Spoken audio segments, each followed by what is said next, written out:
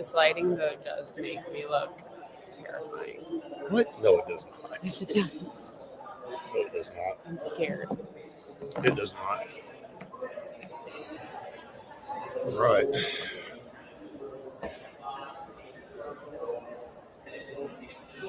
So people start getting piled on here.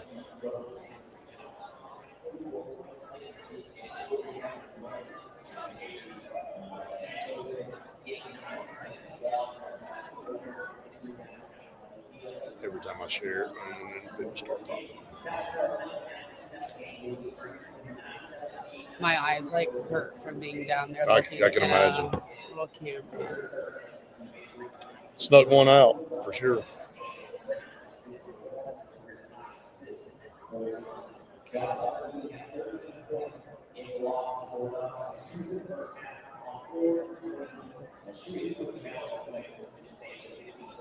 All right, guys, we'll get started with the PepperTree Steaks and Wine post-game reaction show here in Neville Arena. Faith finally making a play at the end of a game to win it, to snap a 5-game skid for Auburn.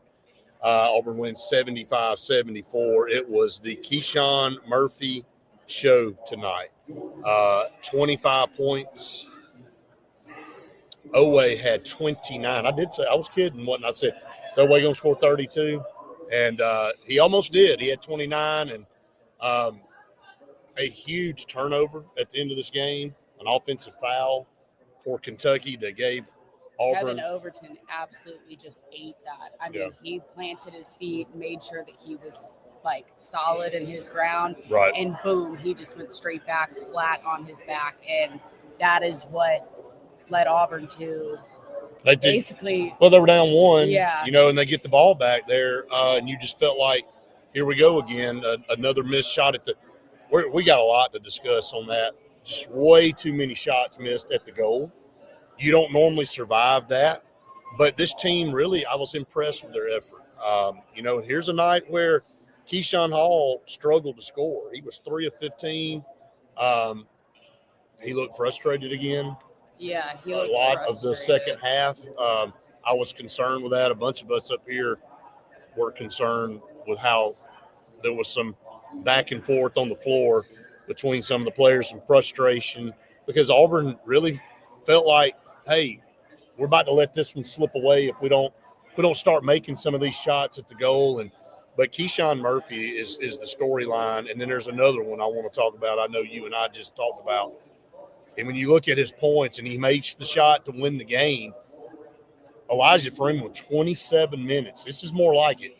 His energy level, his confidence was completely different than what we've seen for the last 2 months. I don't think it's his energy level that was different. I do think it was his confidence that led him to be more risky and give some different takes than he normally wouldn't have. And his second to last shot was a jumper. Right. And I told you, I said he thought twice about it. He wasn't going to take it, but he did. And that is where you just have to build your confidence. And then after that, he missed a 3. Yeah. But, I mean, it still is something that he's obviously working on, but to see him actually not second guess himself to the point where he's not taking these shots anymore is tremendous for not only his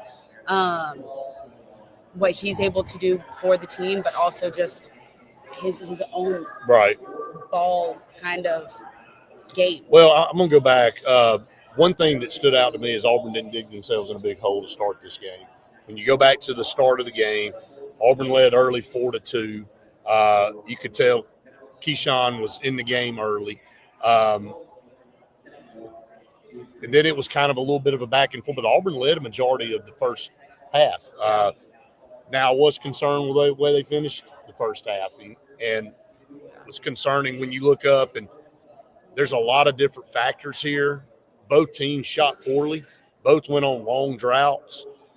It was not a good shooting night for either team for most of the night.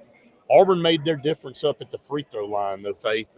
When I looked up and 4 minutes to go in the first half, Auburn was 10 of 11 from the stripe.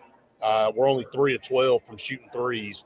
So when you look at it, Auburn was up 35, 34 somehow, only shooting 38% with 2:16, and that's when it kind of fell apart. Kentucky went on a 7-0 run, and then they led 39-35 at half. So Auburn was up, and then they went on a run to end the first half, and then they went on a run to start the second half to run it out to a 46-37 lead.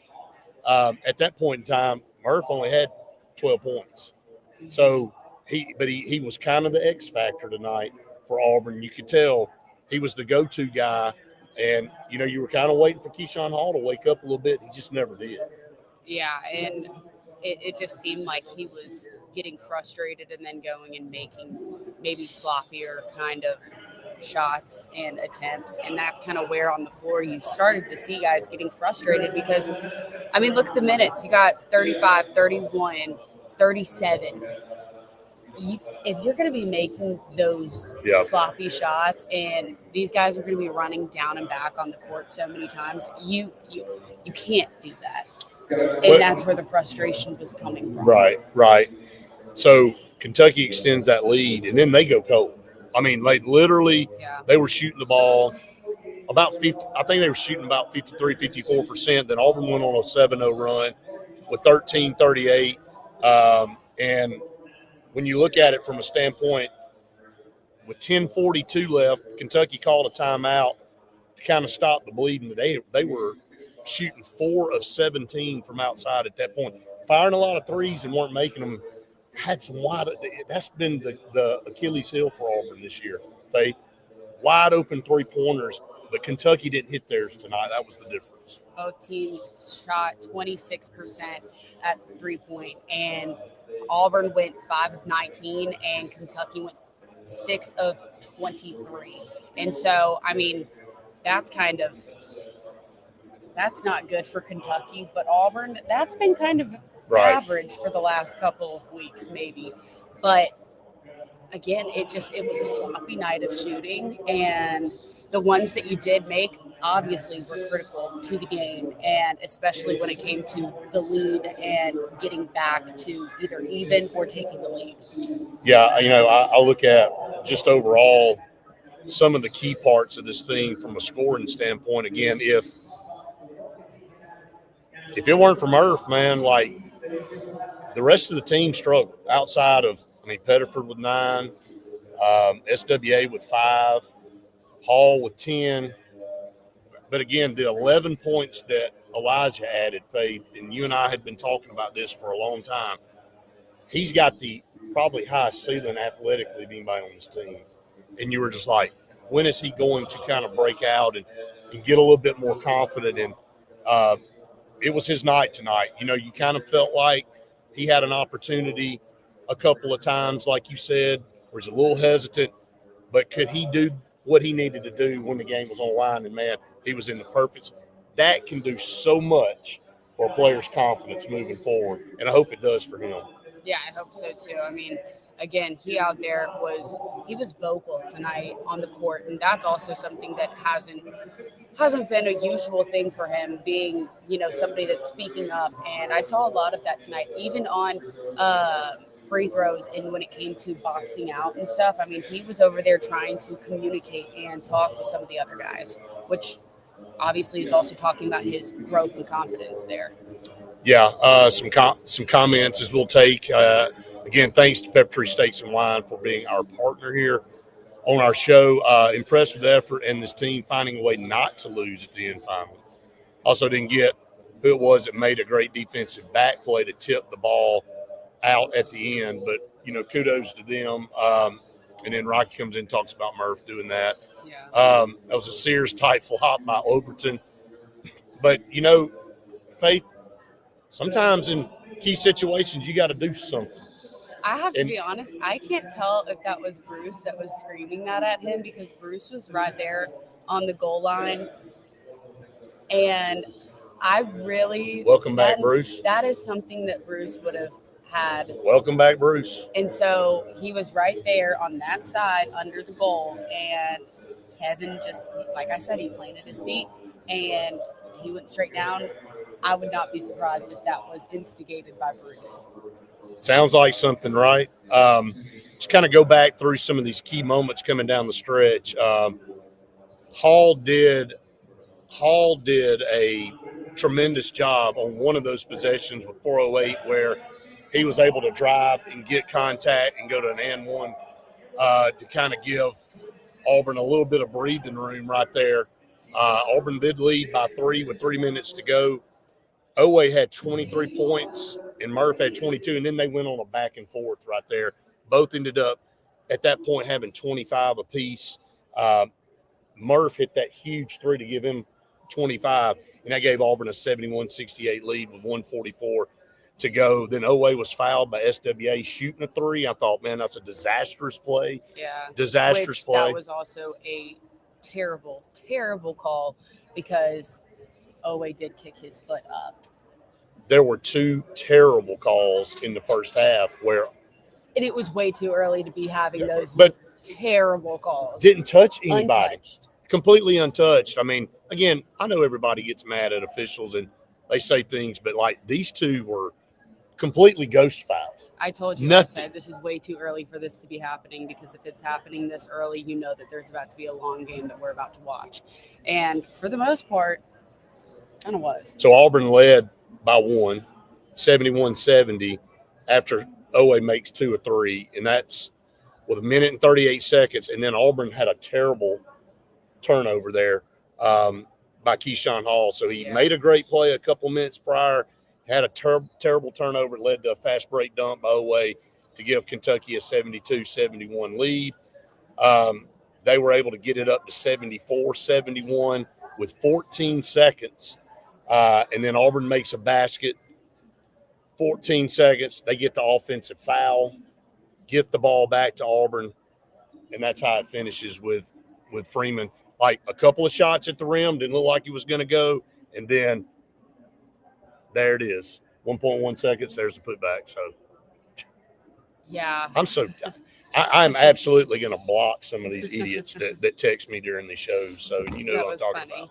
So, no, yeah, it was – down there, the energy of Neville Arena was back to, I almost want to say last season. Right. And I think a lot of that had to do with obviously the way that Auburn was playing, but the guys were hyping up the crowd. Steven was hyping up the crowd. And then obviously Bruce was making some things happen down there too. So was that coincidence, you think? His presence. But, I mean, seriously, though, like how I am concerned sometimes with Steven. There were a couple of times up here in the media area. Things were getting a little bit out of hand, and Steven felt like, again, he left 2 in his pocket at Mississippi State. Yeah. And you were just worried that does he not know when to call timeout sometimes? I do get a little concerned with that, Faith. Yeah. That was something that you and I were talking about because, again, that can really be detrimental to winning or losing a game. I mean, we talked about it in the Texas A&M game, how critical it was to call a timeout, and it never happened.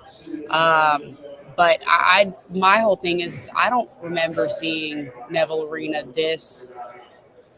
or I guess hearing Neville Arena as loud as it was today. It's been a minute. Then, yeah, I mean. And there were still a lot of scattered empty seats, Faith. Well, at the very end of the game, I was looking around and all these yellow seats right here were all empty.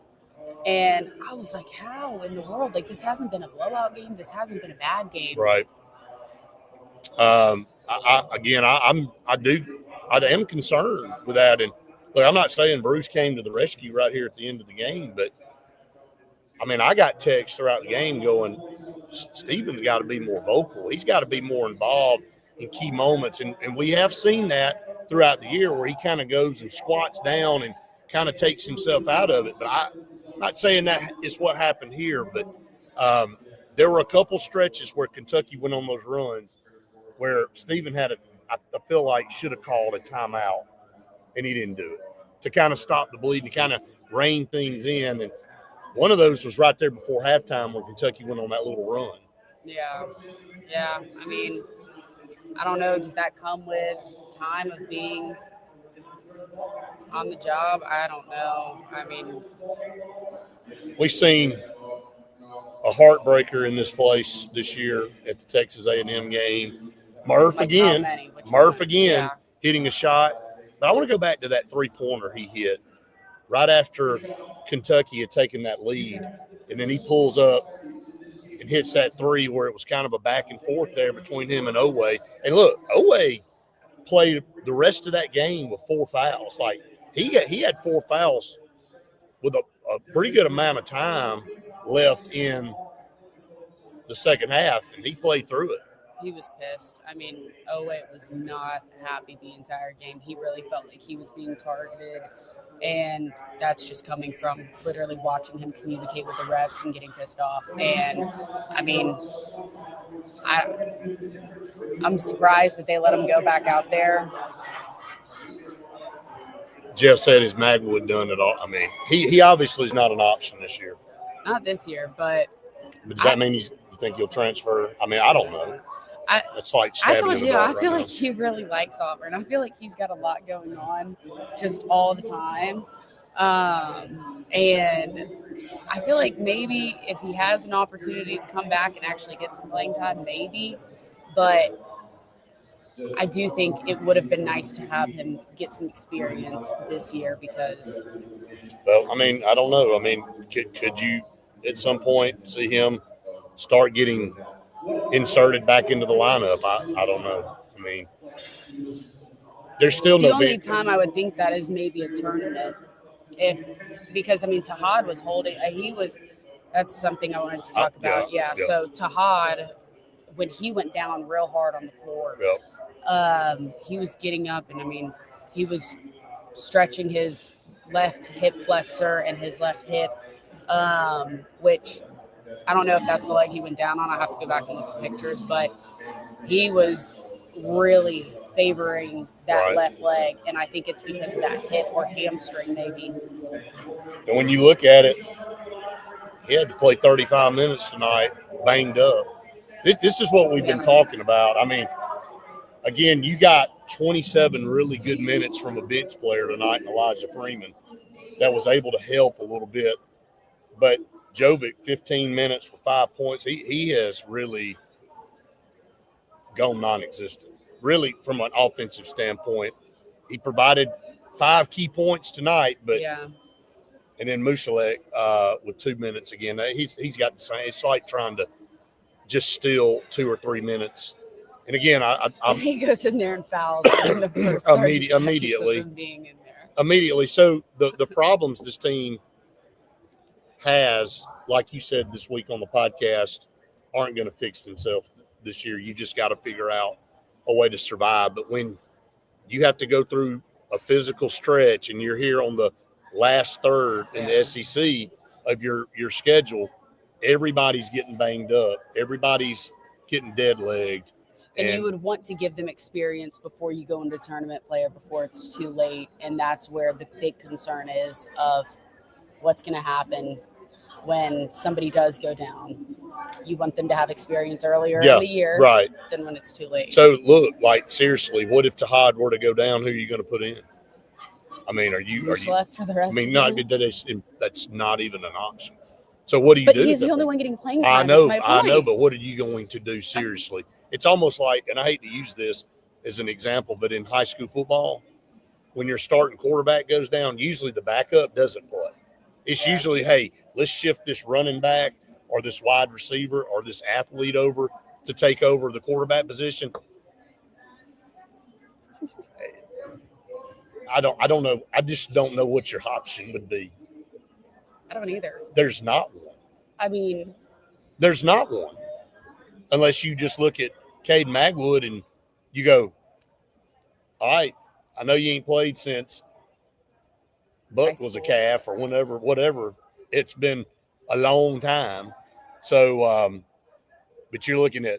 I mean, he looks fired up all the time. Well, I mean, that's fine. But I mean, ready to go. But maybe he is. And, maybe you do see him at some point in time. Just, the fact that Hubbard hit 1 3-pointer today in a loss. I texted you. I said, the man in the first half. Hey, wait. This is the first time a team hasn't had. Hey, it wasn't because they didn't have wide open shots. It wasn't They because, kept missing. yeah, they were 5 of 19, and I bet you they had about No. 10 wide open threes. They were 6 of 23. I'm sorry, I was looking at Auburn's 5 of 19, 6 of 23 for Kentucky. So, but that's They didn't shoot no, 39% they didn't or 38, more. 39%. Yeah, I was looking at Auburn shooting 5 of 19. Yeah, they also. So 6 of 23. I bet you they missed a good 8 to 10 wide open shots. Oh, there's no question. And that one kid, number 5, he went 1 of 6. He hit his first one, and he just thought he was hot right after that and just kept firing them, and it wasn't going in for him. It wasn't. So, all right, let's talk about PepperTree Steaks and Wine here.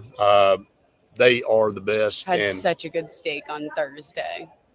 It's good. It was so and good. I had the pork chop. Jeff just hooked us up all the way around, and just a phenomenal place in Auburn and in Montgomery. Either place. Been around for 25 plus years in Montgomery. Crazy. And they just put in some new shelving. They just went to market, so many cute little trinkets and stuff. And then also the wine selection, like you can't beat that anywhere. I'll take your word for it on the trinket stuff and all. It's so cute. Yeah, I'll take your word for it on that. But it's so cute. I'm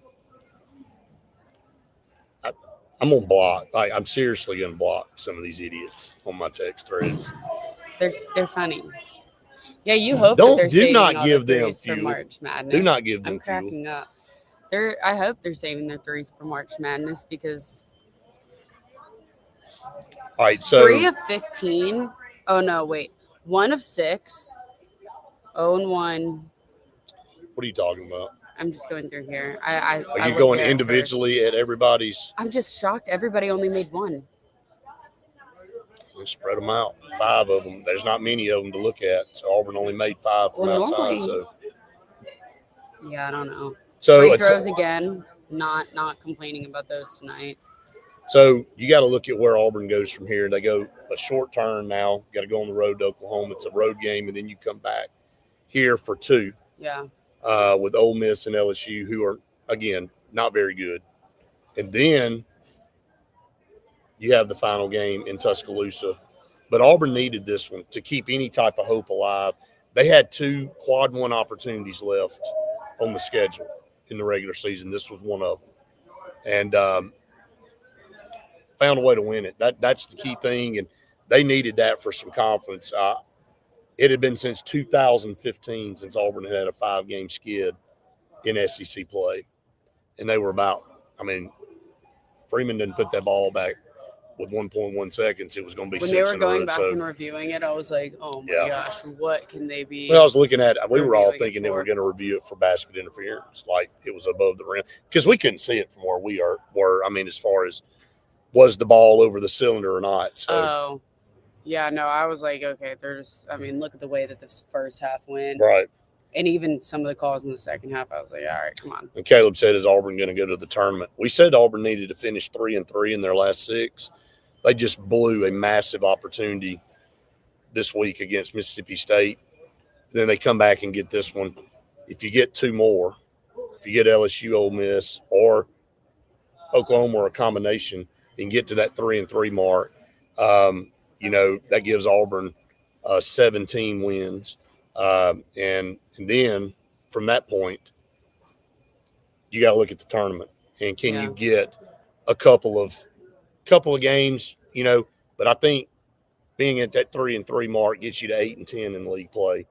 And I think you feel pretty confident at that point. Just an idiot. That's all I can tell you. But yeah, I agree. You do agree? With you?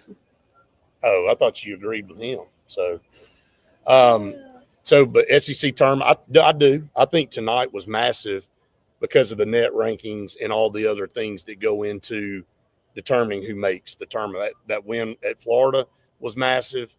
There are a lot of great resume games for Auburn, and the strength of schedule. Having the toughest strength of schedule in the country, all that plays in, but you got to win some games. Auburn had to break the skid, and so they win it tonight, 75-74. Kentucky drops to 17-10, and then Auburn improves to 15-12. Let's check out some of the standings and see where everybody is now. Florida's at 12-2. Alabama and Arkansas and Tennessee are all 10-4. A&M at 9-5. Texas and Missouri and Vanderbilt and Kentucky now all 8-6. Georgia's 7-7. Auburn improves to 6-8. So if you can get 2 more wins, they can get 3 probably. If they can go on a little run here. Yeah, I mean, Oklahoma, again, it's a quick turnaround. They're 3-11 in league play. They're not very good. But I feel like every time we say something like that, it's always the shock of the century. Well, it is because they went to Vanderbilt and won. Yeah. They've won. They've lost several close games that they could have easily won. So, but again, will Auburn be able to finish? Well, that's it. And they did tonight, finally. They did, but again, haven't finished in 5 games. But those weren't even close. Some of those. Well, the Alabama game was close. Not all 5 were, though, is my point. No. I feel like this could be a close Mississippi game. State, they were up 7 with 5 minutes to go and blew it. I just feel like this could be a close game, and it will be an opportunity of can you finish the game. I think Neville Arena helped Auburn finish out tonight. It did. And I think that helped with the momentum and again, even the confidence of some of these guys. But going on the road to Oklahoma. Let's just be honest. I mean, 3 of your last 4 games coming up are against the 3 of the worst teams in the league. Oklahoma, Ole Miss, and LSU, literally at the bottom. You can't ask for a better finish. I mean, can you? No. I mean, so. Oklahoma, Ole Miss, and LSU at the bottom of – you can't – and, of course, you got to end in Tuscaloosa. So, if you can't get – go all the way from here, all the way up there. And that's it. So, if you're asking for a favorable schedule coming down the stretch, Auburn's got it. Oklahoma's 3-11, Ole Miss is 3-11, LSU's 2-12. I mean, yeah, at the bottom. Well, we're just a slight bit above. We're above the sediment that has settled in the rocks. Somehow above the so that may be the horn to tell us to get out. But wrap it up. Some scores today: Florida over Ole Miss, like we said, 94-75. South Carolina with a 97-89 win over Mississippi State. They made all their baskets against Auburn. Hey, what a big win for Tennessee on the road at Vanderbilt, 69-65. Arkansas, big win over Missouri, 94-86. Alabama goes on the road to lowly LSU and beats them by 7, 90-83. And then A&M knocks off Oklahoma, but it was close. By 4. See, that's my point. That's what I'm saying. You just can't take it for granted. But all right, PepperTree Steaks and Wine. We can't say enough great things about them. We appreciate all of you, almost all of you. Some of you idiots that text me and try to do stupid stuff during the You didn't ever fix your hair. There's nothing wrong with my hair. You just got a haircut. I know, I did. So what's wrong with it? Anything wrong with my hair, guys? Anyway. Some people I'm not listening to, by the way. We'll be back. Are you just going to go ahead and end it? We'll just end it. Well, no, I mean, going to say anything. I'm not going to say anything. Appreciate it, Rocky. Really, really do. So, all right. I hope everyone has the best rest of your weekend ever. Yeah. Go subscribe, please. And again, thanks to PepperTree Steaks and Wine. Auburn, big win tonight over Kentucky here. Needed that one to snap that 5-game losing streak. Yeah, no kidding. All right. You end it. Y'all have a great night, everybody.